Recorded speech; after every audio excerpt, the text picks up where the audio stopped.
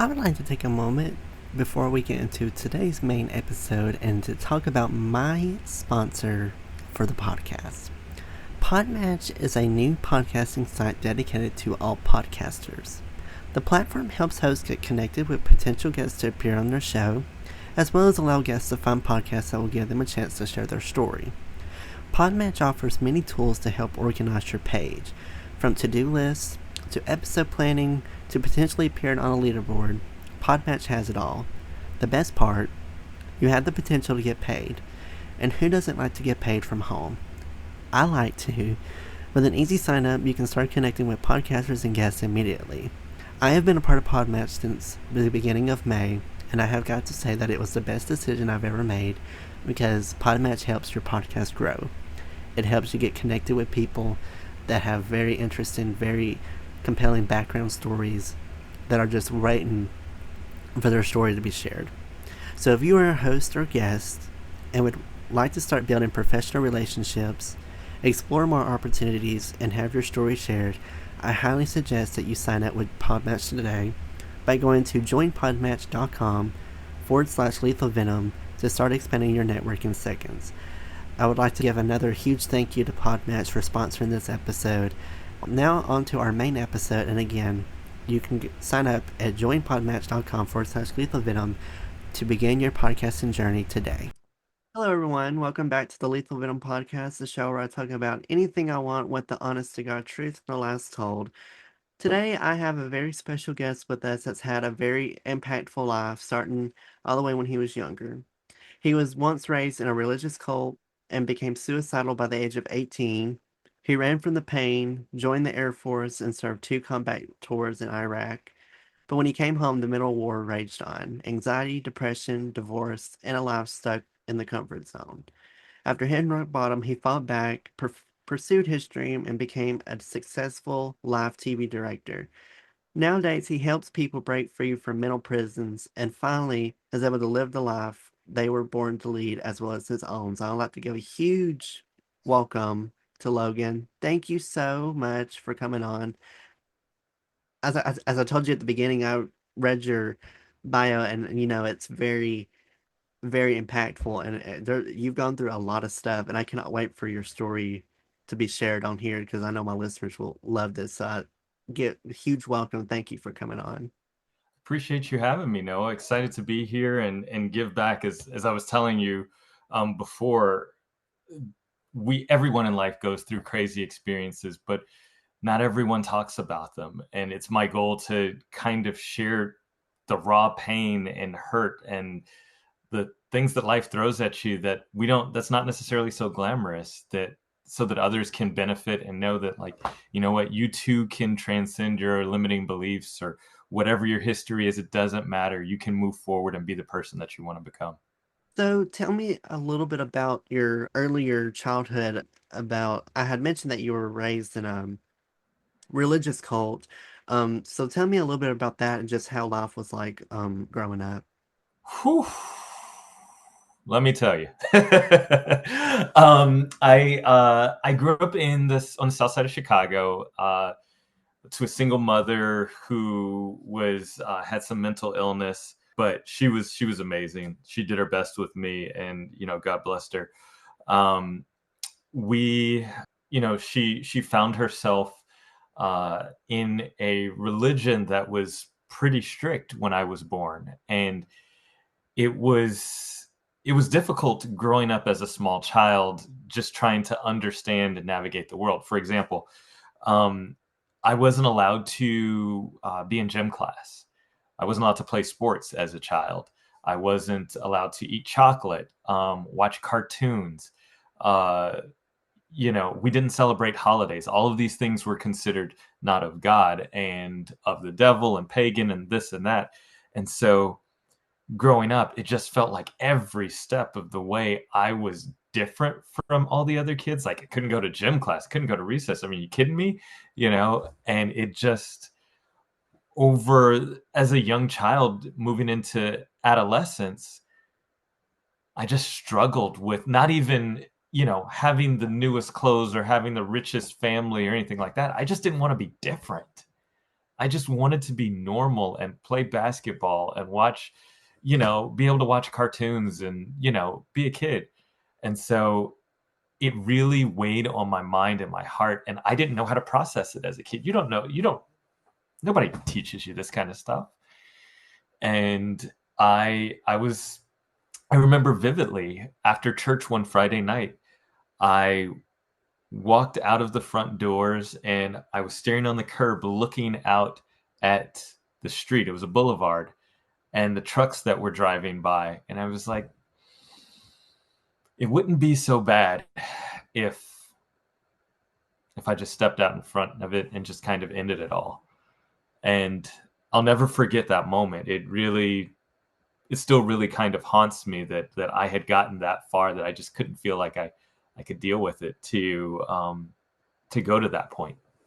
So what do you think the main objective that this cult wanted to do? Like, did they have what was the ultimate message that they wanted to let the public know? It's a great question.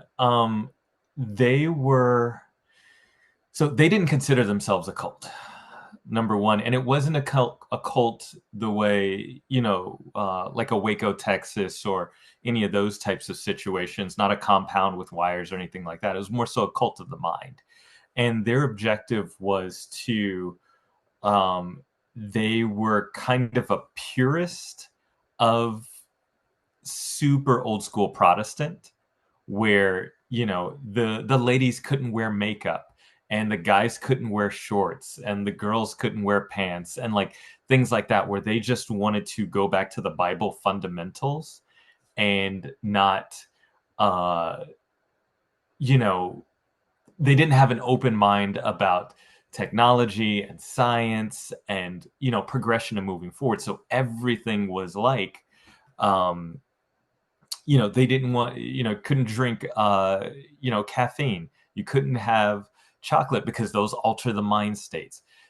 They would go back in terms of holidays. They would go back and say uh the holidays are got started in pagan roots. Easter, celebrating you know all sorts of pagan fertility gods and this and that, which there's a time and a place for that. But as a kid, you're like, can I have some candy on Easter or Valentine's Day or something? You're not really Right. concerned about that. Thanksgiving, like every step of the way, they were like, well, the Indians were massacred, the Native Americans were massacred, there was a lot of bad things, so we don't want to celebrate that. So it was more of the purist and understanding where things came from that they wanted people to be super cognizant of, and separate themselves. Like the whole idea was to go above and beyond and separate themselves from the rest of the world. So they were appealing in the eyes of God and to make it to the kingdom. It sounded like they wanted to kind of keep y'all in the mindset of it's still Bible times and not the current decade, because it's when you said that they were not wanting to really evolve, they don't want to use technology eh, and celebrate all these holidays. Well, a lot of these holidays were not around in the Bible. So it sounds like they wanted to kind of put this in y'all's head of this isn't said 1990 or 1980s when this was going on. It's still Bible times. This was when people didn't wear makeup. Makeup wasn't a thing. Clothes were not really, you just saw you had to wear what men wear and what women wear. It's so I kind of can see that a little bit of, I think they really try to drain it. It's like, oh, well, this is what people did in the Bible. So then, in other words, this is how y'all should live. When you were like out and about, well, first off, did you go to like a Christian school or did you go to a public school? I went to a public school. So when you went to public school and you did like gym class and had to do recess and all these other things, like at school they probably did give out candy. Did you have a way of saying like, oh, I can't give it, and give kind of like a sort of an answer like, oh, I'm allergic to this, or I have an injury to where I can't play anything, It or did you actually have to say, well, I can't because of my religion? so in the beginning, it was, my mom came to the school, talked to the principal, spoke to the teachers. And, when you're kindergarten, first grade, second grade, or third grade, like anything kids can do to not be picked on themselves and find someone else to pick on someone else, like they are, they're all about it. And so Hmm. um, it was mostly kind of institutionalized from day one. When elementary school, mom went to speak to the principal. Teachers let them know, hey, due to religious reasons, my son won't be participating in sports, in these activities, birthday candy, gift giving, those types of things he won't be participating in.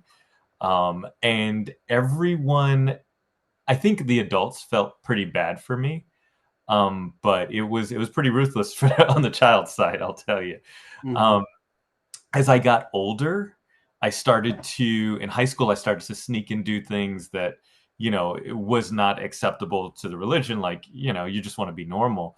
Right. But there were times where I would have to lie and just to try to not, upset my mom or the Hmm. religion, because I knew there might be certain eyes that could see certain things, and I didn't want things to get back to my mom. And then that presents a whole nother set of problems. So, but yeah, it was pretty intense for sure.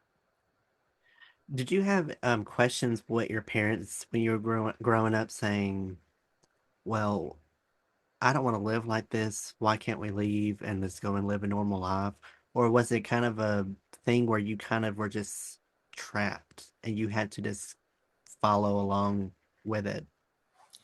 You know, that's a great question.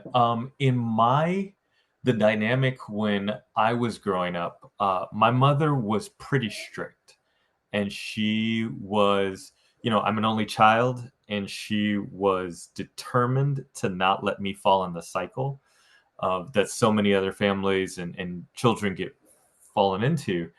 And so as a result, excuse me, she wanted to there wasn't a lot of leeway with her rules. There was not a lot of questioning certain things. And that just wasn't the family dynamic. And I wasn't the type to rock the boat in that way. Hmm. My mom was pretty emotional person, and she held grudges, and she didn't let things go easily. So it wasn't like I would be able to ask this question and then it's a non-issue tomorrow. Like things would carry on into the weekend, and there would be like my mom was a yeller and a screamer. My mom was bipolar. She had personality disorder. So as a child, I knew to how to navigate that. Like you learn Hmm. pretty quickly how to take care of your parents in order to protect yourself and get what you want. Like, hey, Yeah. I want an easy weekend, so I'm just gonna not say certain things so I Hmm. don't get yelled at or get my butt kicked. So Yeah. 100% agree. And it's different when you're an only child as well. A lot of people always complain that of having a brother or sister or having multiple siblings, and they're like, I wish I was an only child.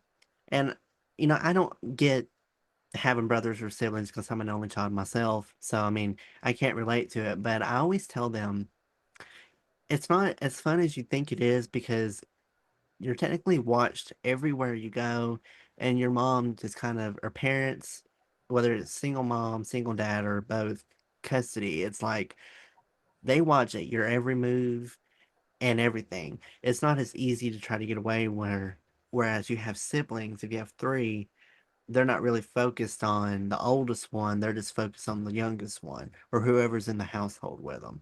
And so it's different things because I've always gone and said, well, I wish I had a sibling, and then they say, well, no you don't, and then they say, you I wish I was an only child, and I'm like, no you don't. So it's always kind of a back and forth thing of there's never there's not a good positive on either side.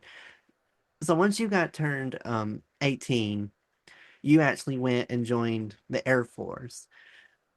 What led you to join the Air Force to begin with, or what made you want to leave to do this new step? great question. I knew. that I needed something to change. I needed to get away from the religion. I knew my mom was, God bless her, she's such a beautiful soul, but she was such a helicopter strict parent that I needed to get away from the that experience. So, for example, people think I'm kind of joking about how strict she was. I literally remember her having me kneel down in the back seat of our car when we went in certain neighborhoods because she didn't want me to see the drug addicts, the prostitution, the wine heads. Like, she was like, no, if he doesn't see it, it's not happening and it's not in his head. And there's some value to it. But as a child, growing up as a teenager, I still had an 8:30 bedtime. And I'm like, come on, like that's the same when I was, you know, in Right. elementary school. And Hmm. um, so I never felt that liberty to kind of expand my decision making and be trusted to make good decisions. So I joined the Air Force to run away. Yeah. I just wanted to do something different. I wanted to make a choice for myself and feel and live and be a man. Um, the second half of that is I wanted to. At the time, my dream was to fly aircraft, to fly heavies, and I didn't want my mother to have to foot the bill for pilot training. So I thought that Air Force was a good route to go to achieve that goal and achieve my goal of, getting away. It says that you went to Iraq, and it said that you served 2 comeback tours. Could you explain? Because I know some people probably don't understand what combat tours is. What exactly does combat tour mean? Sure. Um, so where So in total, I did 12 years in the Air Force. I managed airport operations and all sorts of fun stuff all over the world. Um, when they sent me to Iraq, I was sent to a base known as Joint Base Balad, Iraq, and it got the nickname Mortaritaville, because that's how many times we got attacked. It was a party. How many? It was crazy. We got attacked to average 7 to 8 times a day.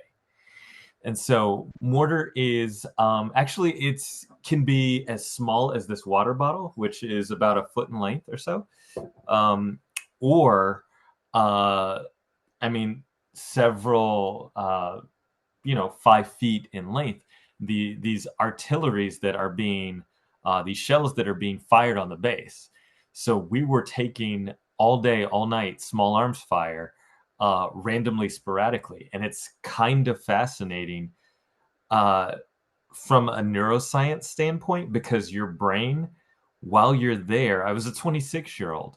I'm trying to understand, like, okay, I'm getting attacked, and I must keep myself safe and be aware and stay hyper vigilant.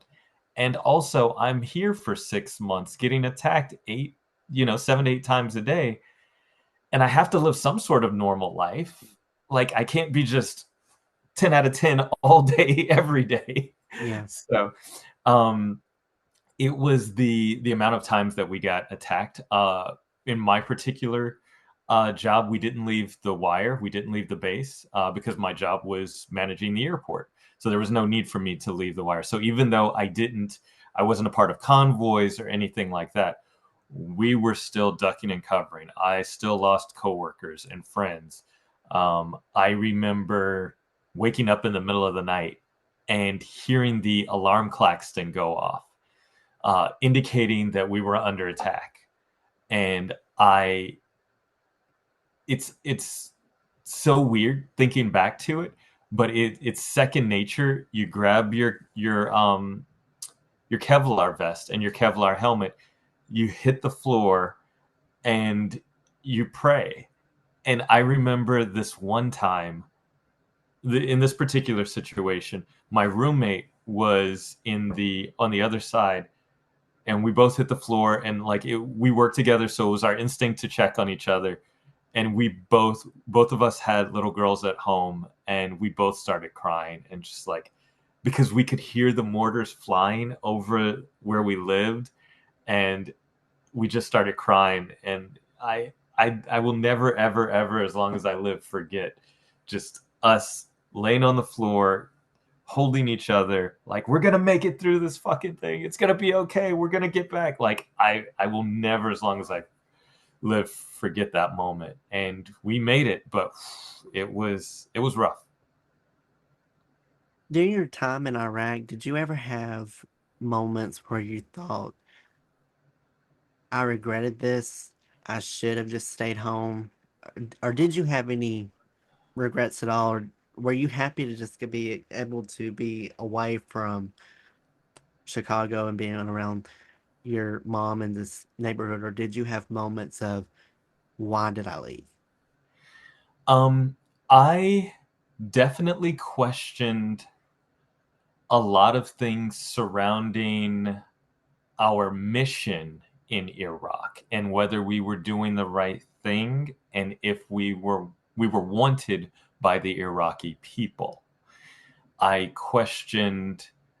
I knew I made the right decision leaving the cult and my mom, and kind of standing on my own 2 feet, for lack of a better Mhm. term. But in terms, going to Iraq made me see um, some of the facts that are coming out now publicly, like how the president and Colin Powell lied to the United Nations about intelligence of weapons of mass destruction, and all of their intelligence was fabricated or based in half truths and things like that. I was on the ground getting this information, and it was kind of disappointing, because I was really Noah, I was drinking the Kool-Aid. I loved the Air Force. I loved the government. What we were doing God's work. We were, doing the right thing, trying to take care of people. And when I saw what they had us doing and some of the sketchy things, that's when I started to question.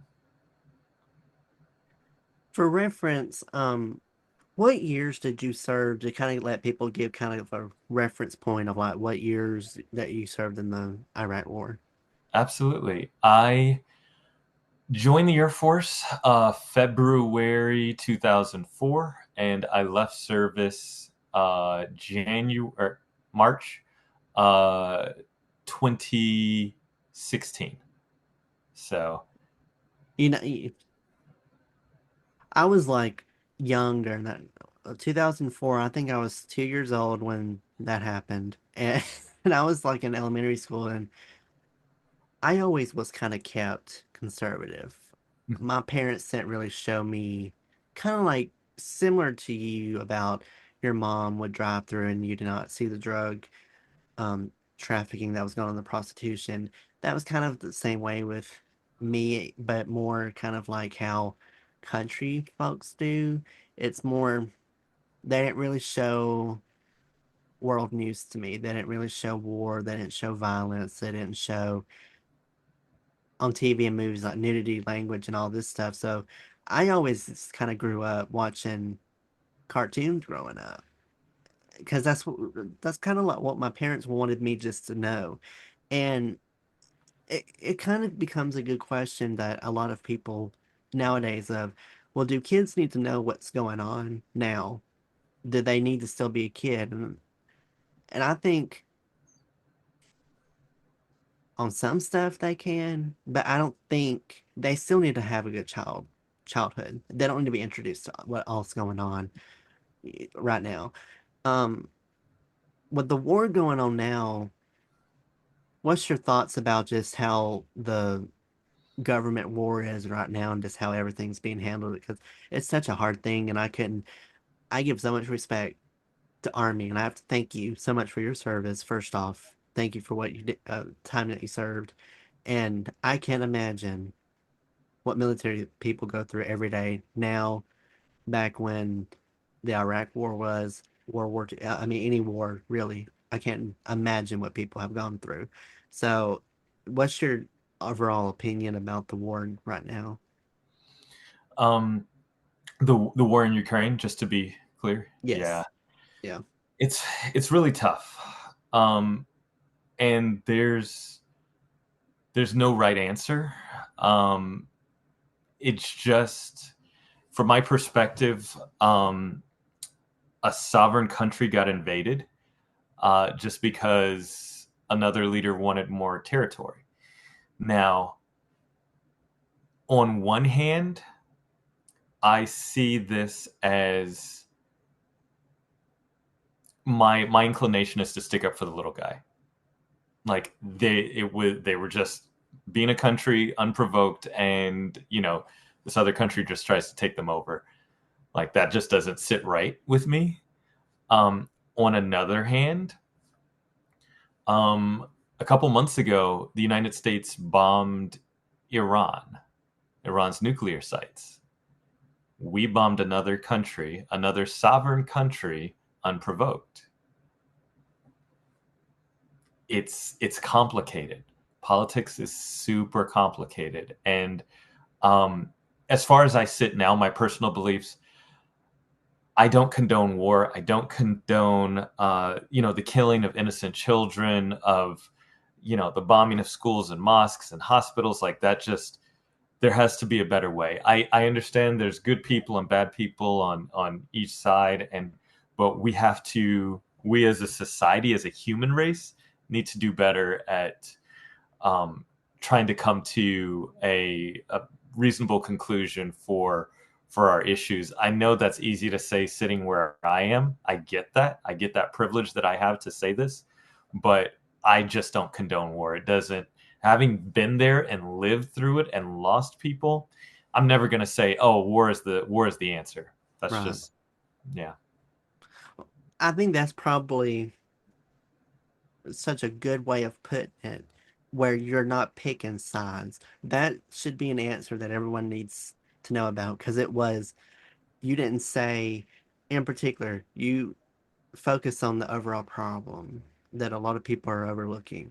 That's probably the best answer I've ever heard from, whether it's just in normal conversations, with my friends, with family, anything. I 100% agree.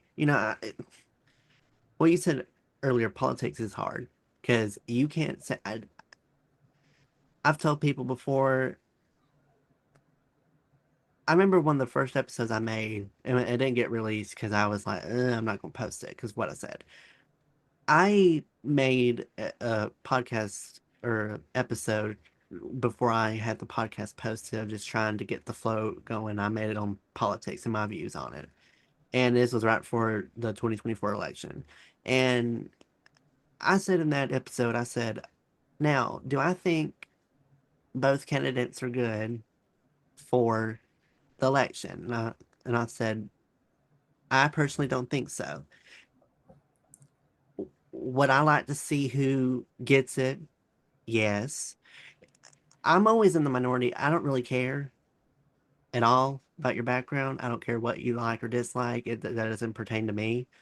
I kind of keep a neutral relationship about it. I'll hear it. I won't argue with you about it because to some people it's not worth arguing about because there's no way to change their minds. So there's just no way to put it in their heads. No way trying wasting your breath trying to do it. So I don't care about who you voted for. I don't really care about all this stuff because it's not particularly for me affected to me. Now, I'll probably have someone listening to that and be like, well, that's cold bullshit. Because it should be a thing where you should care. And I'm like, well, I'm not losing sleep every night about this. Do I think what I'll say I voted for Trump in the 2020 election. I didn't vote for him for this election, A, because I was at school and couldn't come home to vote, and also I just didn't think he was a good candidate, and I didn't think Harris was a good candidate.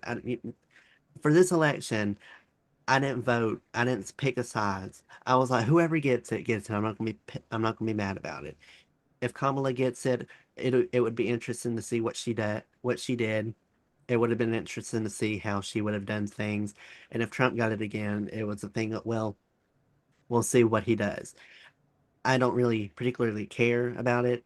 Um, I know all my friends are Democrats, and I try not to bring anything Republican up, conservative up, because it kills me that this kind of ruins relationships. I don't get why you could say, oh, I like, you could be, it's kind of like how stupid things like uproar about pineapple and pizza. I mean, that's kind of the same thing it is like this. It's It's true. like people will shun you, block you from existence because you like pineapple, and that's how politics is. There could be all these likes about someone, and then they could say, and then when the political question comes up, they're like, oh, nope, out the door. And I'm just like, you're going to solely base someone on that? I'm gonna probably get hate saying it, but that's what my podcast is, the truth. I don't care. I'm just gonna say what I want. And I'm not picking sides. I'm not saying yes, I vote Republican all the time. My thing is, I would vote for who I think was well. I don't pick sides. I'm not like people that are like, oh, I'm always gonna vote Democrat. I'm always gonna vote Republican. I'm gonna vote for whoever I think would be best for office, who would be best for the country.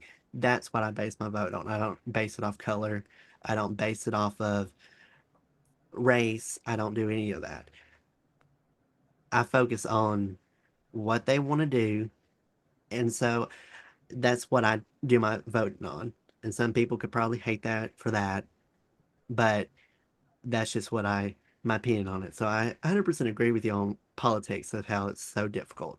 I didn't mean to rant about it, but No, it's important. I mean, you know, I share similar beliefs in the way that um, there's a lot of positive things that Trump did for veterans, like call a spade a spade.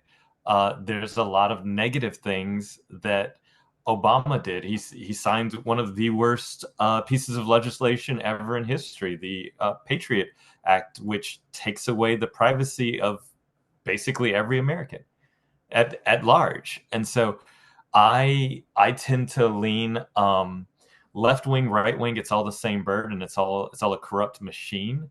I think once you get to that level of politics, you are not um,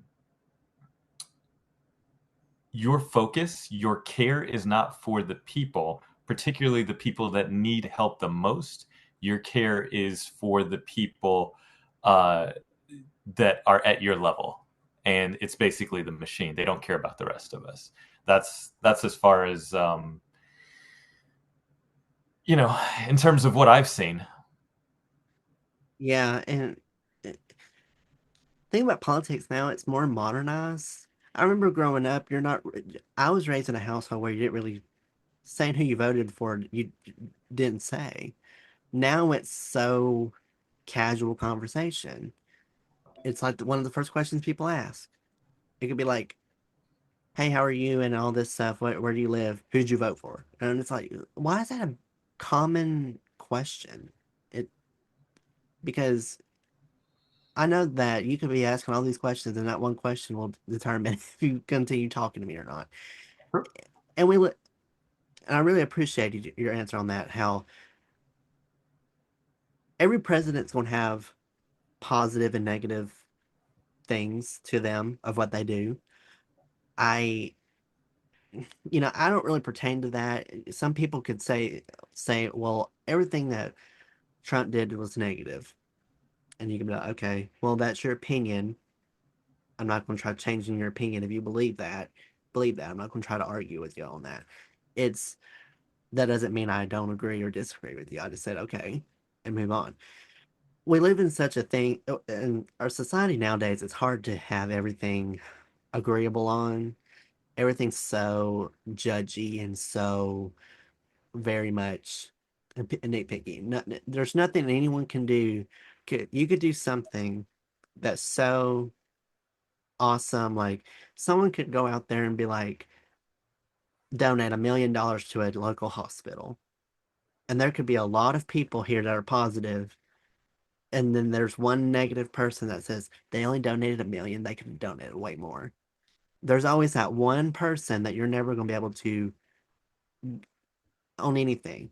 And it could be a similar thing, like there could be a bunch of scissors in the table that are like multicolored. You might have multiple colors, and you could pick up a pair of scissors, and they're like, "Why did you pick up a red one?"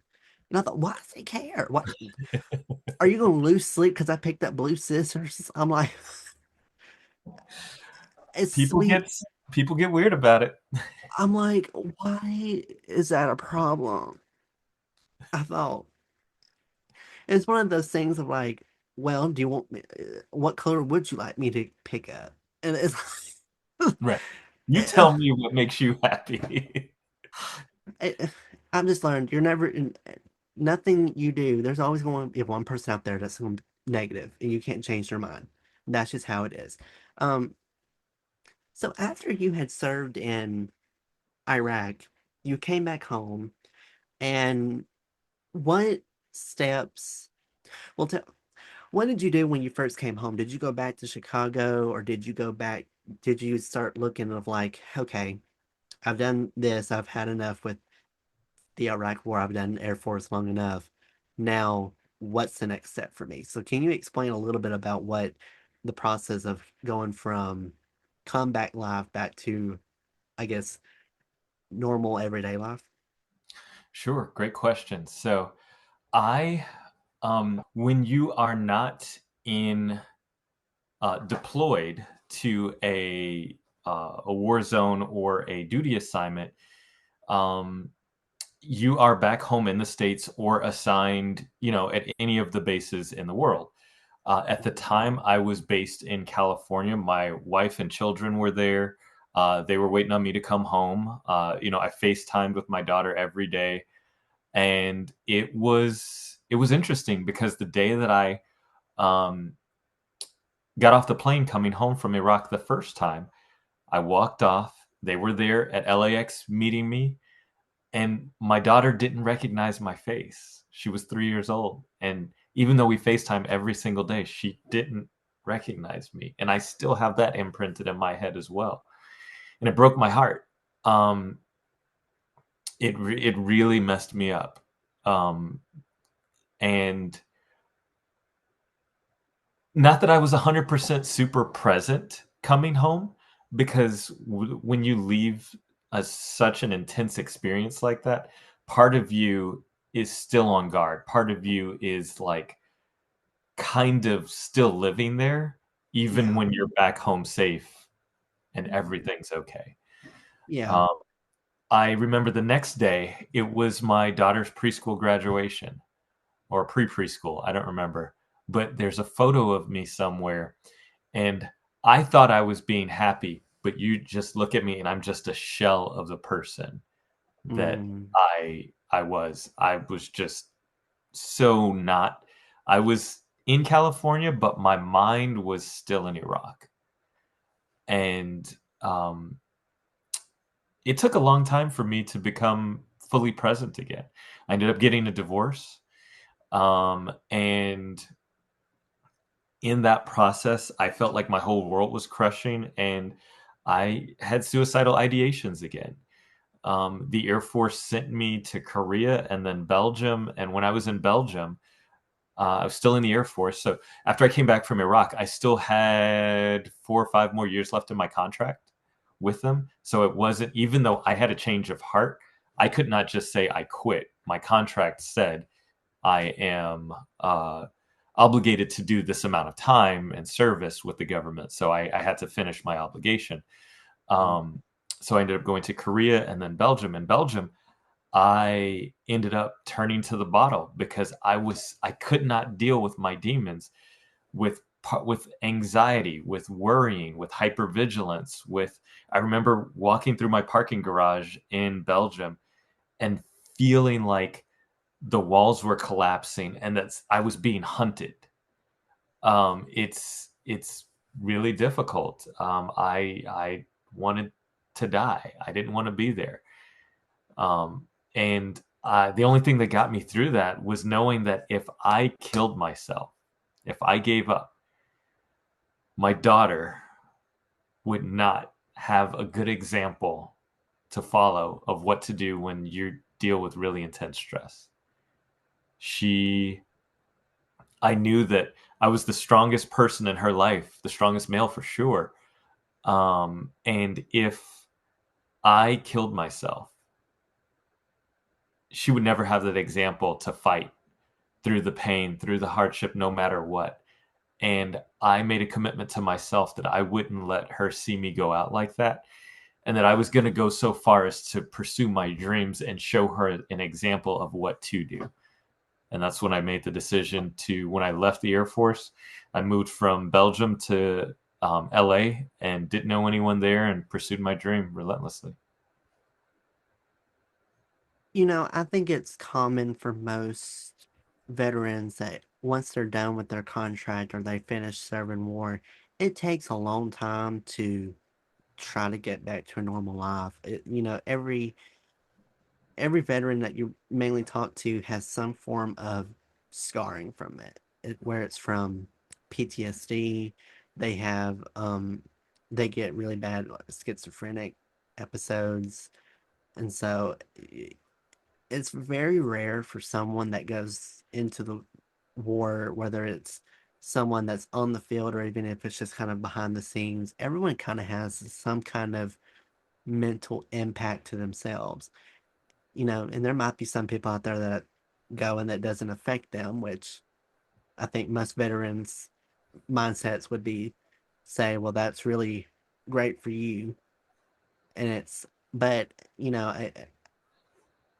I think it's understandable that it took a long time because, and I don't blame you for being on high alert because, it takes a long time going from being overseas for off and on for 12 years and doing like serving two combat tours. I mean, and then being bombed 7, 8 times every day. If I was in that situation, I'd be on alert too. I wouldn't want to leave my house or anything for a long time. So I think, but for you to be able to kind of come back and really work for your daughter and for your kids and everything, it's a huge motive. I think a huge motivational thing and such a huge inspiration to a lot of veterans that are, hopefully listening to this and there are veterans that listen to this while they're overseas or they're in the middle of being deployed, that the aftermath of it may be traumatizing, but it's something that you do get through and it's something that you will get over. It just takes time.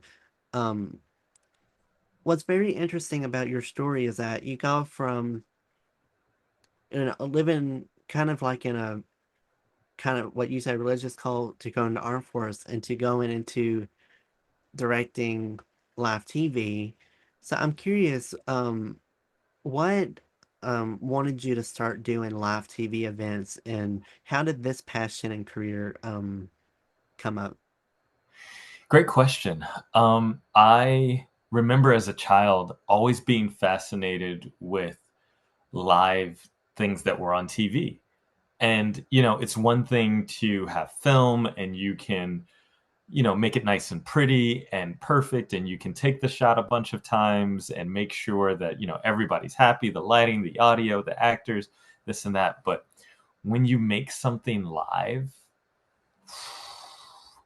the the amount of talent that my coworkers have in producing events. I mean, everyone must be on the same page at the same time and at the peak of their field, whether it's broadcast engineers, stage managers, camera operators, graphics producers, audio engineers, audio assistants, stage managers, the people in front of the camera, the talent, the commentators.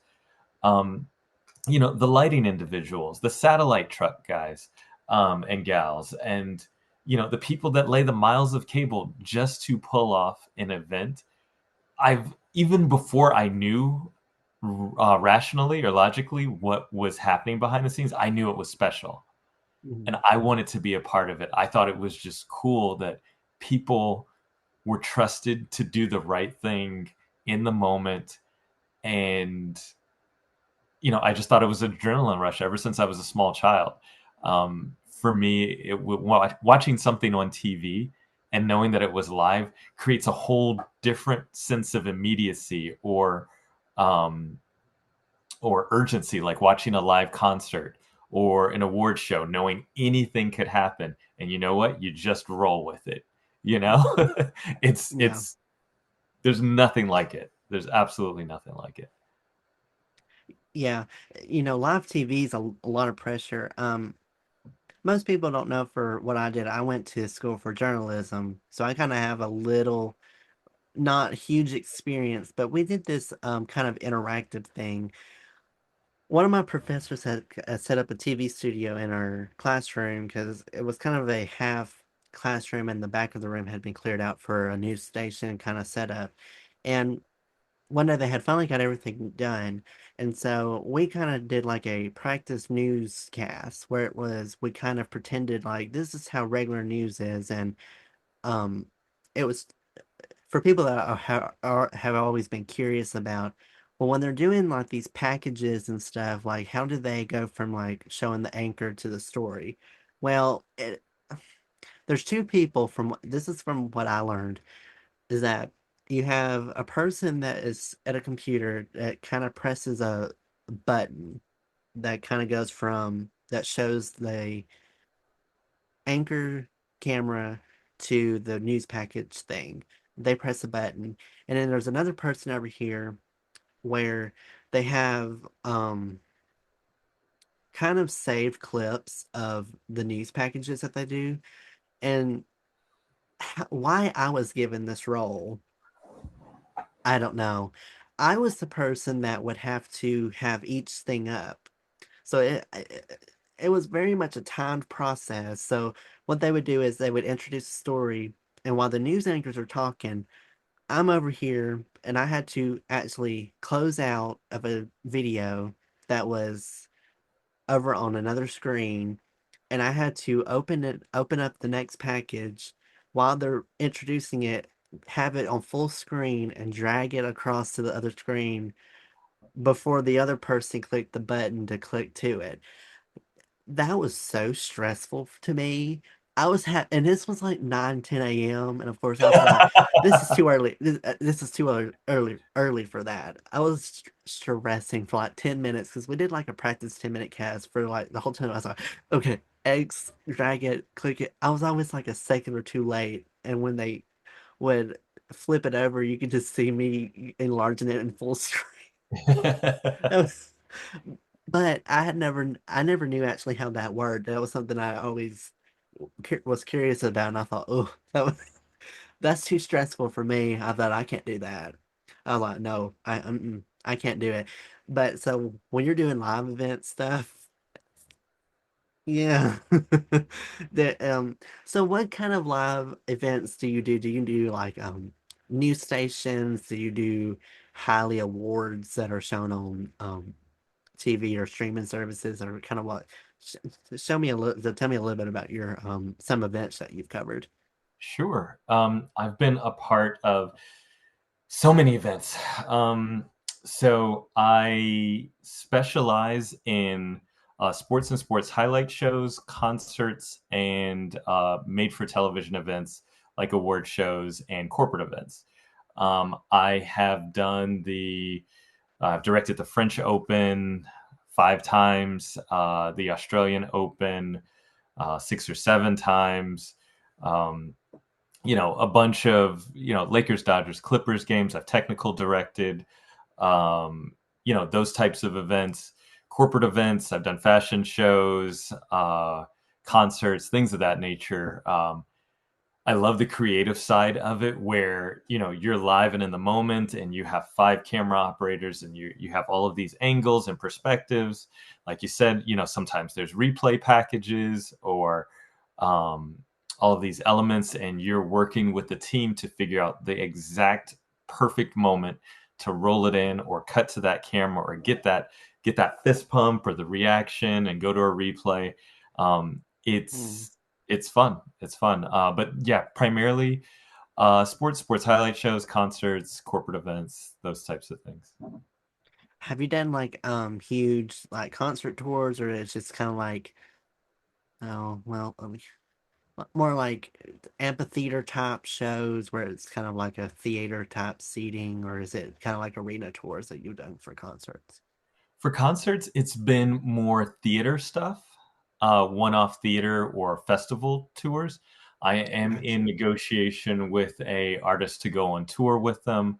Uh, Fingers crossed that hopefully everything works out and everything makes sense. But yeah, so definitely my goal is to do more concert work while I balance that with helping other people with limiting beliefs and coaching through um, uh, helping people with some of the things that they're struggling with in life. One aspect or a job that I had seen that was kind of interesting to me was um, there was this um, I can't remember how I found it or why I looked into it, but I remember for if you've ever been to a concert, I've never technically been to a concert before because there's kind of expensive, but I've seen clips online about it, and you always see kind of someone that usually is around taking pictures. I actually learned that that's actually a real job that people do, and you actually can get paid for that.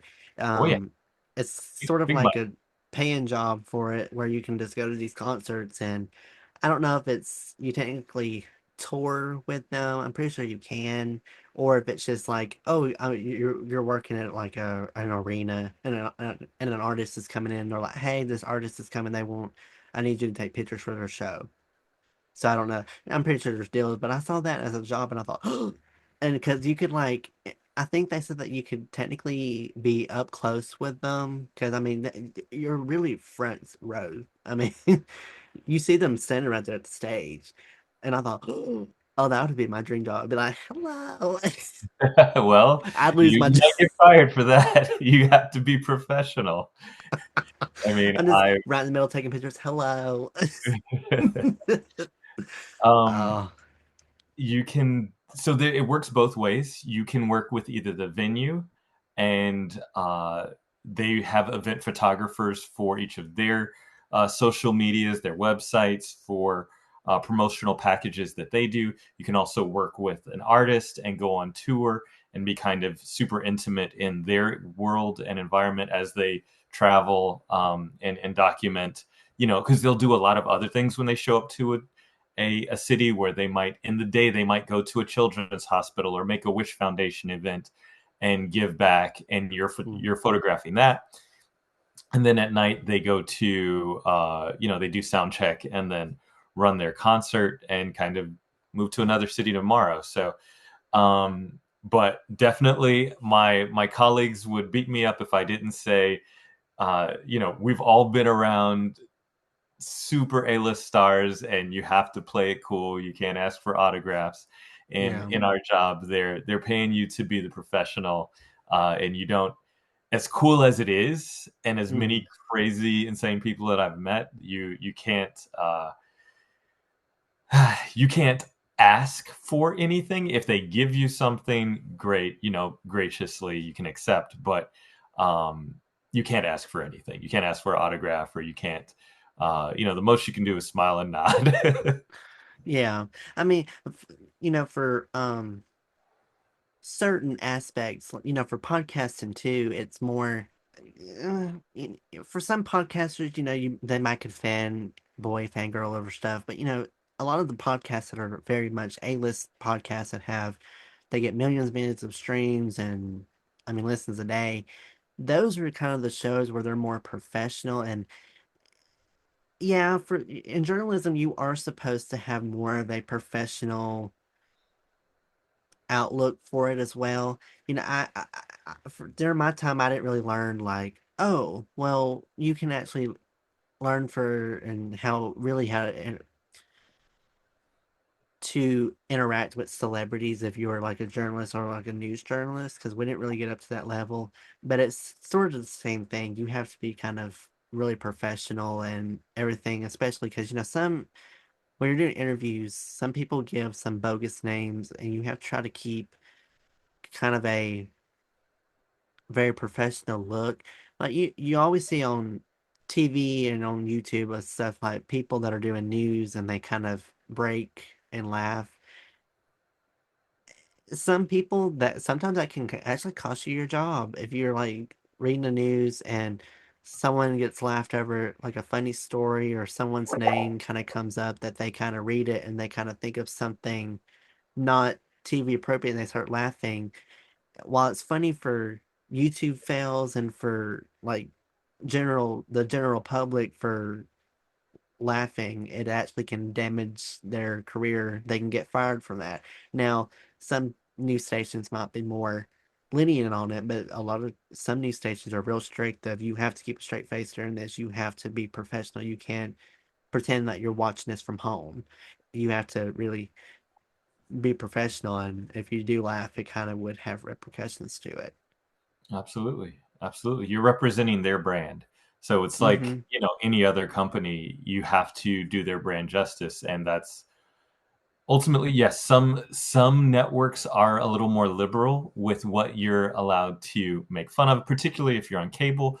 But with network news, it is you are projecting a professional journalist that asks hard-hitting questions, and yeah, you have to follow the rules, and particularly when you are in certain people's inner circle or are granted access in a professional capacity to be in certain behind the scenes situations or have access to certain people.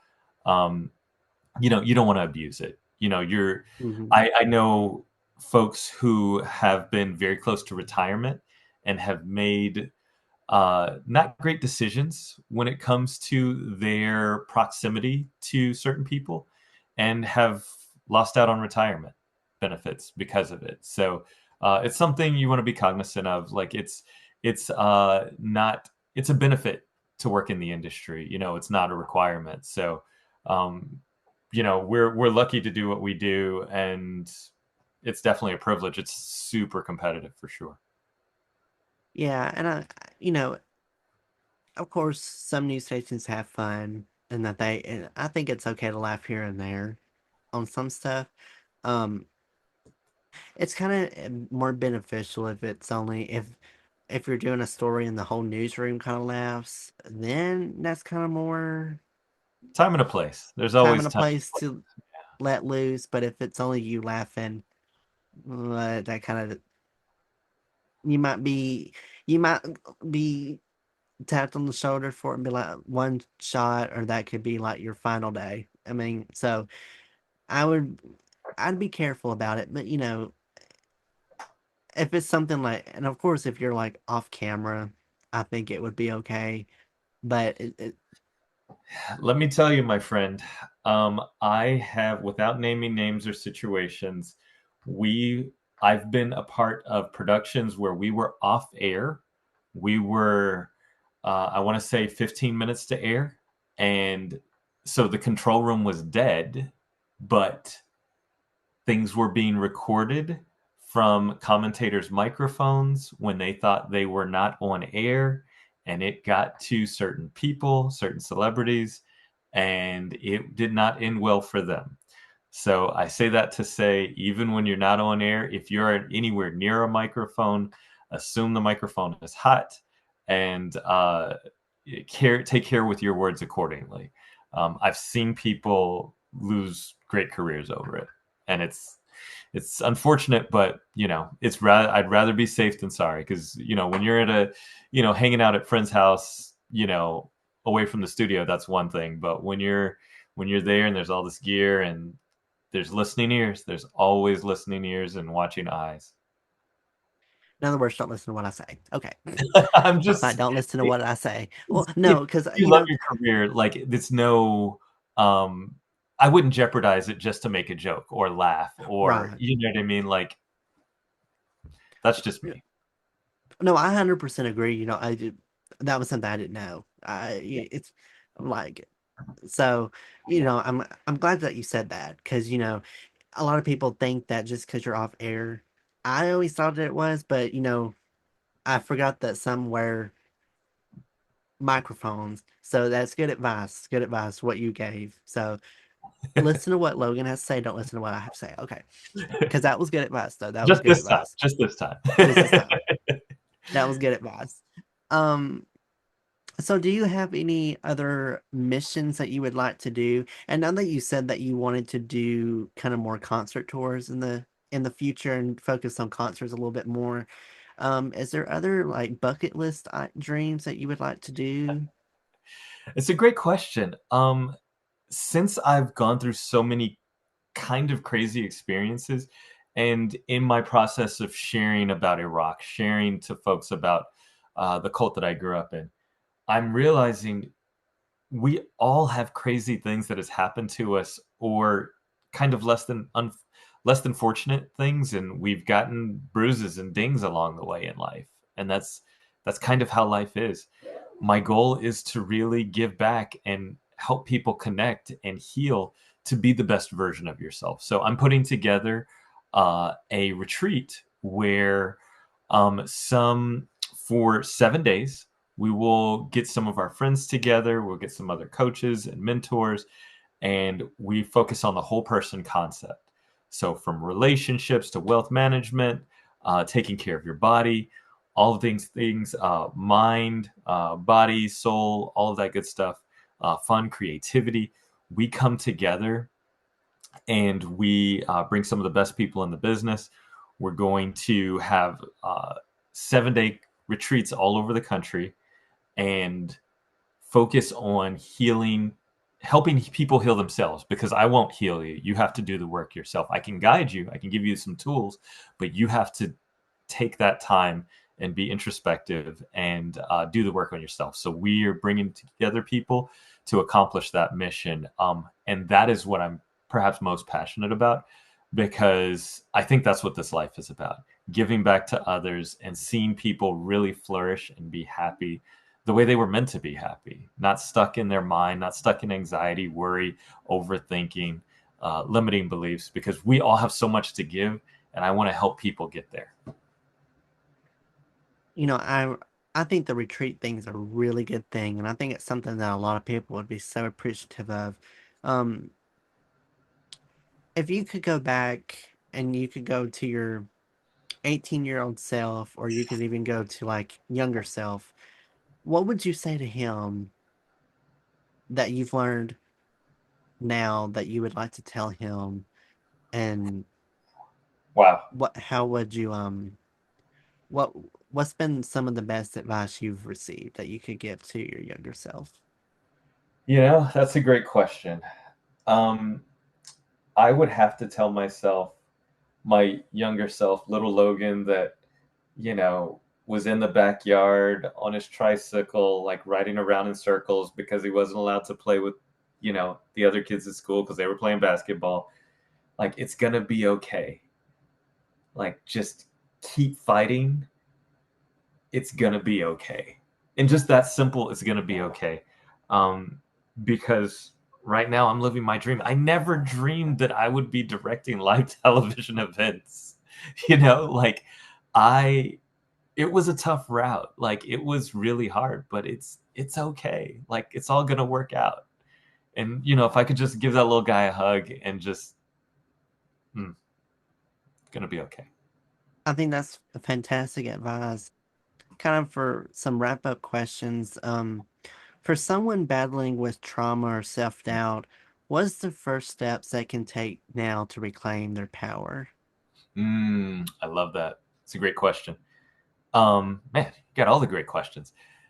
Self-doubt and reclaiming your power is super important, because those two things are keys on the path to making change. If you understand that you are stuck, you have limiting beliefs, that your brain, which by the way is meant to keep you safe, your brain is meant to, uh, its purpose, its original native programming is to keep you in the cave and not getting eaten by the wolverine or the saber-toothed tiger. So it kind of keeps you like, hey, do what go eat the same things, just chill out, don't do anything crazy, because now I'm gonna have to roll with you. um Understanding that you have these limiting beliefs is the first step, right? And that's okay because everyone has something. Knowing it's okay, um, first step you want to take is figure out the person that you want to become, right? Hmm. What your goal is. If you want to be a doctor, if you want to be more present in your relationships, if you want to be more outgoing, guess what? Write it down. Write down in great detail where the person that you want to be. And really, as you're writing it down, visualize it. And I'm saying write with a pen and paper. I know, you might have to find like an antique store to find those things now, but write it down with pen and paper because it takes you longer to do it and you are embodying it because your body has to think about it. It engages the creative side because you have to write the letters, and you will visualize it happening upstairs. Take that piece of paper that you have written your goals, and you're going to make sure you talk about the financial aspect. You're going to talk about where you are health wise, how you show up in your relationships, how you show up professionally, where you want to go. Short term, medium term, long term, write it down, keep it in your pocket. And you're going to occasionally, you're going to grab your phone and you're going to feel that piece of paper, and then you're going to think about those goals that you've created for yourself. When at the end of the day, you're going to read them to yourself. And when you do that, you're reinforcing, hey, I don't want those negative limiting beliefs. I don't want to be an anxious person. And that is the first steps in rewiring your brain. Now, if you want more, I have tips on breath work. I have tips on how to stay present. I have tips on communication. I have so much stuff I'm offering here in a month or two. I'm going to open up for to be a personal strategist for you, and we can work together and figure out how we can achieve your goals in a really good timeline that makes sense for you. Go to the Logan Unlimited, TheLogan Unlimited.com. Sign up for the newsletter, reach out. I'm on at the Logan Unlimited on all the socials.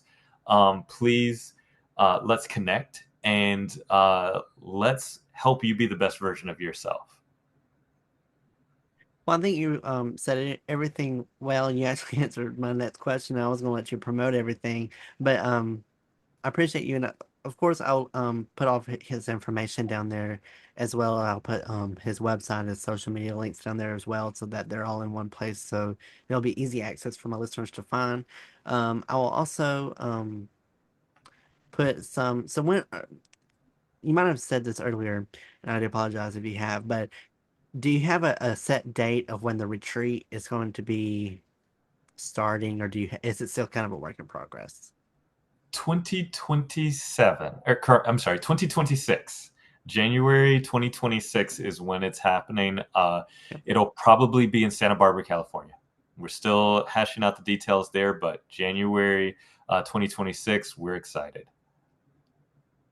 Well, and I'm pretty sure that you'll have all that on your socials and website as well about the retreat. When So it's just feel free to. official, it'll be there.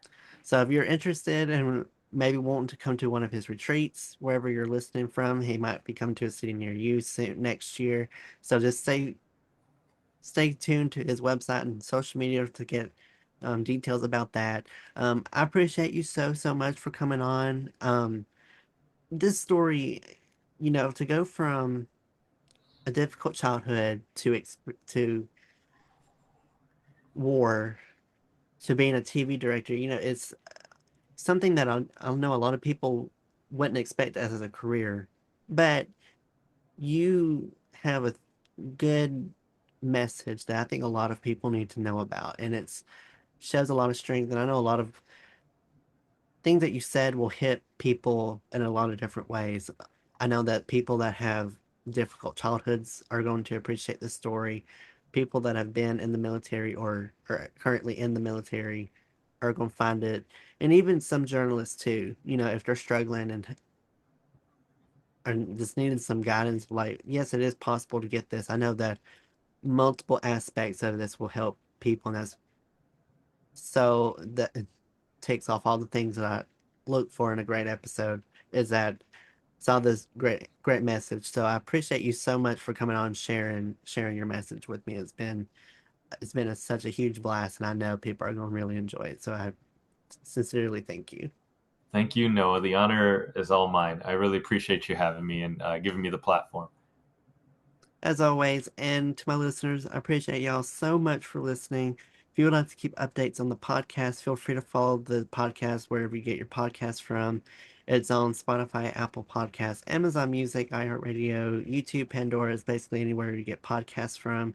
Feel free to follow it on there to get updates about when the new episodes are going to be released, as well as follow me on social media, Instagram and TikTok's Lethal Venom Podcast, Facebook, YouTube, and Twitter is Noah's podcast. I just post usually updates about the podcast on those platforms, as well as teasers, trailers, um, behind the scenes stuff, as well as additional information about episodes coming up. So feel free to follow those if you um, are interested in keeping up with the podcast. Thank y'all so much for listening. Y'all have a great rest of your day, week, and y'all stay safe. And I'll catch y'all in the next episode of Lethal Venom.